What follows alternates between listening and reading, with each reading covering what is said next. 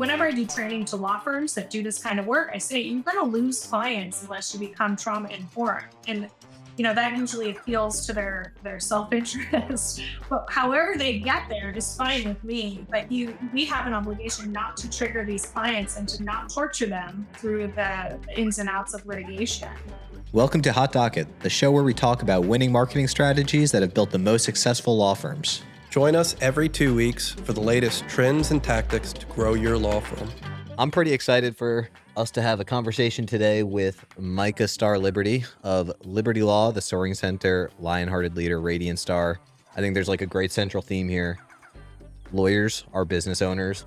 Law firms are businesses. Like having many businesses can be a great thing. So that's going to be like the topic we explore today. Yep. And I think by having multiple businesses, it gives you a lot of perspectives, and learning from each one will help make the others better as well. So we're excited to get into it and talk about how those things cross over and how you could get referrals, or one business can help the other, even if they're very, very different. Yep. 100%. So with that, let's introduce our guest here today, Micha Star Liberty.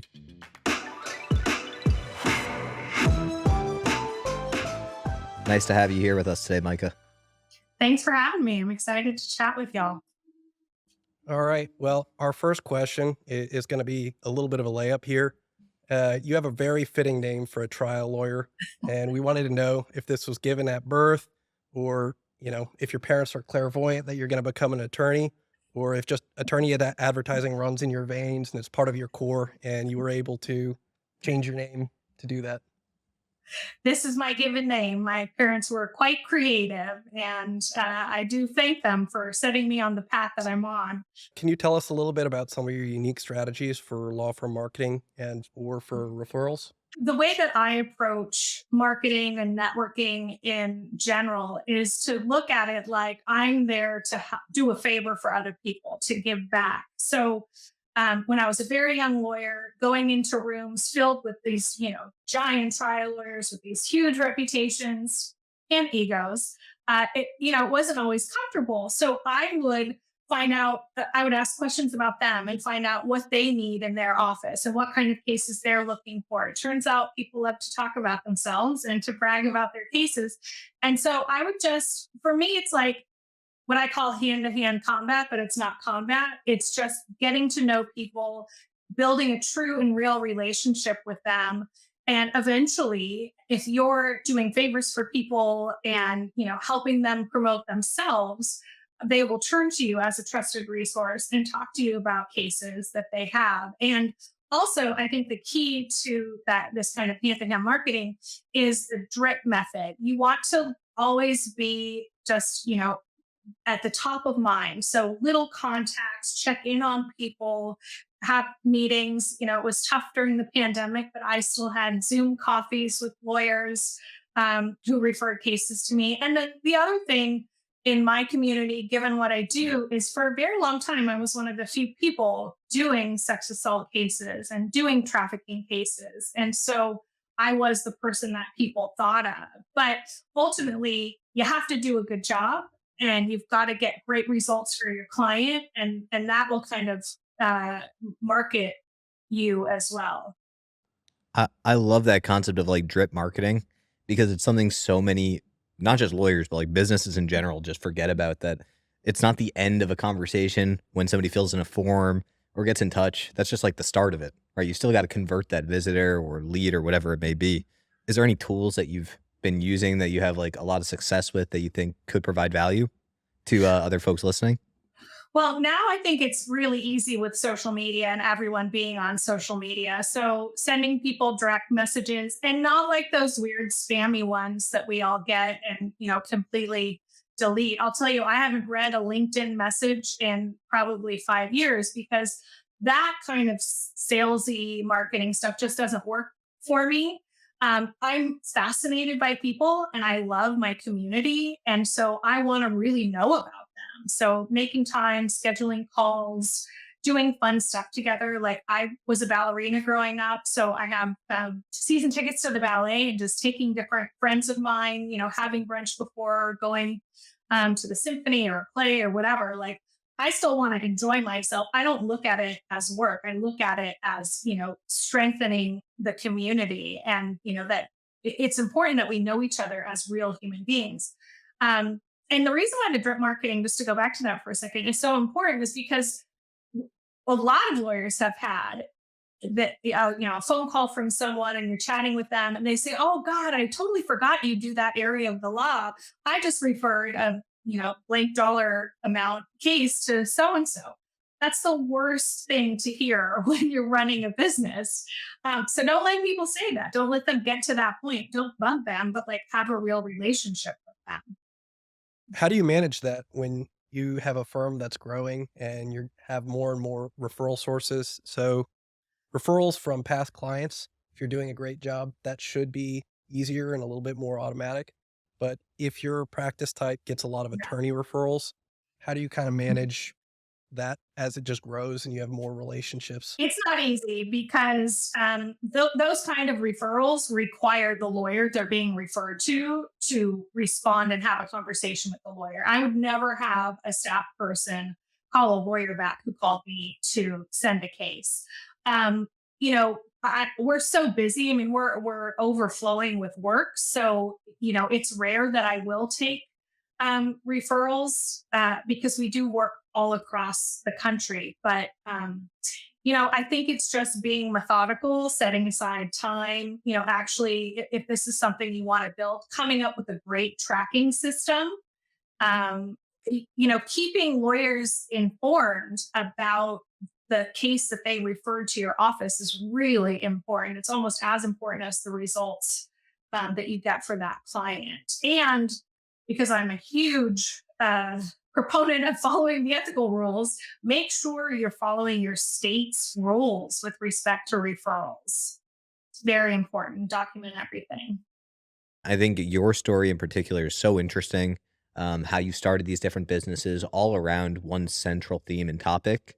Could you give us a little bit more background on the businesses you've started, how they all kind of relate to this idea of equity and inclusion? Yeah, absolutely. As a young woman coming up in the law, because I'm from the 1900s, so it was a different time when I started practicing law.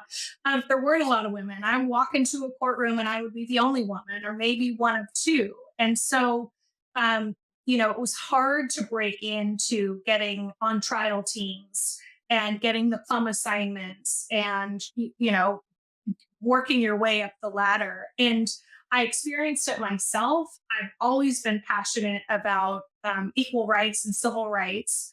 And so, those were the areas that I focused on when I was litigating. And over the past, I think it's 25 years now, I just started my 25th year in practice, representing people who've been minoritized, representing people who've been discriminated against. It's 25 years of seeing that while our justice system is wonderful and it's the best on the planet as far as I'm concerned, it's still limited. And much more needs to be done outside of the courtroom. So we don't end up in the courtroom where businesses fail time and time again. I've actually gone into businesses and done trainings for them after I'd sued them because where the bodies are buried at that point, where their issues are. But a lot of this kind of mistreatment that is devastating for workers, for, other employees, whoever the plaintiff might be, independent contractors, for example, it can be prevented if people are just thinking about equity across the board and inclusion across the board. On that note, like where do you see the biggest gap today? What could businesses do like tomorrow to improve their equity, their inclusion? Come up with policies and procedures that are trauma informed and that actually track numbers. We're in this very weird period right now politically where diversity, equity, and inclusion has become a bad word, but we're really talking about empowering our workers, making them comfortable in the workplace so they can perform for the places they work. It's totally short sighted to fail to promote. And there's also, and this has, been studied time and time again by the social scientists, there's so much data out there that says diverse teams perform better. Diverse teams bring in more profit. So it's just simply foolish not to do that. Can you tell us a little bit about your past as a lawyer and how for your business you decided to become a trial lawyer as opposed to a lot of businesses now on the legal side. You're seeing different practice areas kind of consolidate, really huge firms develop. Can you tell us a little bit about your firm and how you chose that business model? I was trained by trial firms, and trial is something that is like to me the great equalizer. Everybody is on a level playing field when they walk into that door, and the jury is sworn in. It's really just about you, your case, and your skills and strategy. Um, Everybody wants to feel like they've gotten some accountability. And in our civil justice system, the only thing we can provide is money, and it's not a fair exchange, particularly in the trafficking cases that I do, the sexual assault and abuse cases that I do. But it is some measurement of I was harmed, and I now can be righted under the law with compensation for things like time I had to take off of work or the therapy that I desperately need. It's flawed in all kinds of ways, but it really is the true measure of accountability. Can you tell us about some cases and maybe some awards you may have won and what that kind of means to you, your firm, and your clients? Well, the cases that I'm focusing on now are a lot of kind of multi plaintiff case where there's one perpetrator who has sexually assaulted multiple women or multiple children. And there's a different dynamic when we're representing a group of plaintiffs versus, the one on one type of cases. We're also doing a fair bit of what we call CSAM cases. I don't know if that's a term that y'all are familiar with, but it stands for Child Sexual Abuse Material. So, with the pandemic and social media becoming ubiquitous, what we're seeing is children being forced through fraud, force, or coercion to taking graphic photographs or images of themselves or being forced to engage in creating pornographic content that's actually child abuse because they are too young and they can't consent. And then what happens is these images get spread, and they spread like wildfire throughout all of the social media accounts. So there are cases against Meta and Twitter and dating apps, certain pornography sites where it's legal pornography, but also there's CSAM material that can be found on it. So we're doing a lot of those cases, as well as traditional human trafficking cases against social media companies. And the incidence of human trafficking on social media has just proliferated beyond any sort of numbers that we could have thought of because of the pandemic, and because you can go through the whole cycle of trafficking on Facebook, for example. The predators who are on Twitter know what the hashtags are to look for to find, thousands, hundreds of thousands of videos. People are being really harmed emotionally. That's pretty crazy. So I have a few questions on that where traditionally the child sex abuse cases had states where the windows would open up because a lot of people when they come forward would be past the statute of limitations to be able to file these sorts of claims. For the Yeah. ones that you're describing where it's on social platforms, how does venue impact that? So if there are attorneys listening to this and they're practicing in a state that may not have an open window like that and they want to send you a referral. Is there anything you can tell us about the dynamics of these case venue wise? Sure. We're still working on perfecting those laws here in California, where my office is based. I'm actually working on some legislation this session in our legislature to kind of codify and memorialize the necessary statutes that should be used. And in my opinion, it's too weak. Those statutes that we have here in California are too weak. They're useful in some instances, but really what we focus on are the federal statutes. That's where the Trafficking Victims Bill of Rights is. That's where Masha's Law, which is actually the law specifically tailored to the CSAM proliferation, is found. So you can bring those cases, wherever the businesses are venued, but using the federal statutes. And we're doing a lot of partnering with other firms around the country. California has one of the highest incidents of online sex trafficking in terms of where the victims live. One thing I'm really curious about with you, Micah, is you're obviously a very accomplished, like excellent trial attorney. And there tends to be this divide between trial attorneys and I'll call them volume shops, like the businesses of law type of folk. What's your opinion on like advertising for sensitive subjects like sex abuse claims on, let's say, Meta or Instagram or whatever?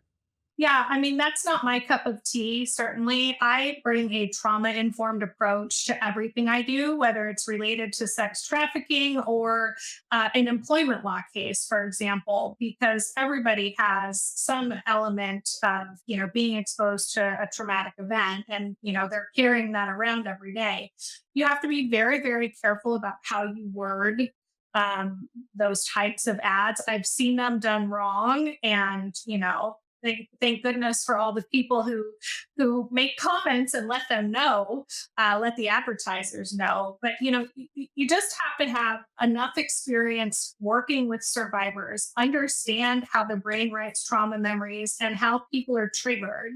Which, by the way, this kind of ties into the leadership training that I do. All the leadership training is based on identifying triggers, of having the leader understand their own trauma and their own triggers so they can work with their staff or their employees beneath them or with them side by side. Whether it's leaders in our firm or leaders in a business, really understand yourself, understand what triggers you, get to know the people around you to such an extent that you can understand and identify their triggers so you can bypass them. Because when people are having some sort of trauma response or are triggered in any way, everything shuts down. Their executive function shuts down. You're not able to problem solve. You're not able to have open and honest conversations about whatever the issue is. So there's a lot of that goes into the training. But it's very important when you're litigating these kinds of cases to have a background, to have some training. I see time and time again, I've been doing this work for a very long time. And after the Me Too movement, we saw a lot of firms kind of jump into this space, 2 feet without any understanding of how to deal with trauma survivors. And it blows up and it can, corrode the attorney client relationship. Whenever I do training to law firms that do this kind of work, I say you're going to lose clients unless you become trauma informed. And that usually appeals to their self-interest. But however they get there is fine with me. But we have an obligation not to trigger these clients and to kind of torture them through the ins and outs of litigation. Yeah, I can't think of a better use case or reason to have businesses that are tied together. And like when we talk about the synergy of business and owning multiple businesses, training next to like action seems to me very hand in hand. So it's awesome that you've been able to bring those two together like that. Yep. I think there are a lot of legal adjacent companies that could probably use that service. So just thinking off the top of my head, I want to say only 2 or 3 out of the dozen call center and intake companies that help law firms in after hours cannot take intakes for Child Victim Act cases or things like that because they don't have the skill set to do that. And in order for them to screen on the criteria that the firm wants, they're going to end up saying something that's going to trigger that potential client. So I think that is a case type that tends to be much better serviced by trial lawyers and small firms that go through that training and have that skill set. And it's something that a lot of larger shops have, seems like, attempted to do and have done not as great of a job. Yeah, it takes a lot of thought, a lot of editing of whatever script they're using, if it's a call center. But there really is nothing better than experience and education. And I'll tell you, I go around the country and talk about trauma informed practices to lawyers. And every time I do, I say to the audience, I will come and do a free trauma informed training for you because I care so much about you not messing this up. And it's interesting. A lot of people take me up on it, but a lot of people are just like, oh, we're good. It's fine. We're getting what we need. But they're not doing what the potential client needs. clients, and it's going to backfire, because the real issue is between the way the brain writes trauma and the gaps in memory that happen with all survivors and the stress of being triggered all the time. Those are the clients who on the eve of trial are going to share, all of a sudden share with you some additional information that you didn't know. That's where, eventually, because they feel so scared, they're not going to be open, and you're not going to have that dialogue that is key to preparing a witness to testify at deposition or at trial and to sit through the trial. And will you share these types of trainings with defense too? Or is this like really geared towards plaintiff firms? It's geared towards plaintiff firms. I have offered in the heat of a screaming match during deposition to train my opposing counsel on how to be trauma informed. Yeah, he did not take me up on my generous offer, and I don't know why. But sadly, it's part of the defense strategy is to trigger the client, is to get them into a disassociative state. And I've seen it time and time again, and we have to stop the depo and pull the client out, but they will be so triggered, they'll just start to disassociate. It's like they just go out of their body and they're answering yes, no, in a monotone voice. So you have to develop the skills. You have to know your client well and develop the skills to understand when your client's about to be triggered, about to have a panic attack, or, in the process of disassociating, because they're going to just agree with whatever the questioner is asking. And that's what the defense wants. I mean, I think these abusive tactics should be banned, but getting the bench kind of up to speed on what's appropriate and what's not, and what's harmful to a plaintiff and what's allowed is a real challenge, because their automatic response is, well, litigation is rough and tumble and trials are stressful and all of that. But the bench needs to be educated as well. Yep. That makes a lot of sense. And, hopefully we start moving in that direction over time. Micah, it's been really great chatting with you. I learned a ton. I think it'd be really helpful for everybody listening to learn from you kind of what the next steps are if they are interested in this type of training, or just to get in touch. So kind of what's the best way for our listeners to get in touch with you? Well, there's a couple of different ways, either through libertylaw.com, the soaringcenter.com, or lionheartedleader.com. So one of the things that I do through the Soaring Center, and one of the reasons why I created it, is because I was doing so much co-counseling and, advocacy and mentoring. I just decided to include that as part of what I do in the Soaring Center, and kind of have it be structured. So part of what the Soaring Center does is help other lawyers who are getting into this field. And one of the ways I do that is I can come in and help do an intake with folks of their clients. I can help with preparing the client to testify. I do that a lot for a variety of firms, and then helping them get really ready for trial cross-examination, but in a trauma-informed way, so the survivor can absorb the information, understand what to expect, and, perform well. Okay. That's really helpful. And I'm sure our listeners will find that too. Thanks so much for coming on. It's been awesome getting to learn more about you, your businesses, and wish you all the best. Thank you. Thank you so much. Thanks, Micah. We hope you've enjoyed this episode of Hot Docket. We're your hosts, Bobby and Andrew, founders of MeanPug, the marketing agency for ambitious law firms. Have questions about marketing or anything we covered today? Email us at clark@meanpug.com. Be sure to subscribe to learn more.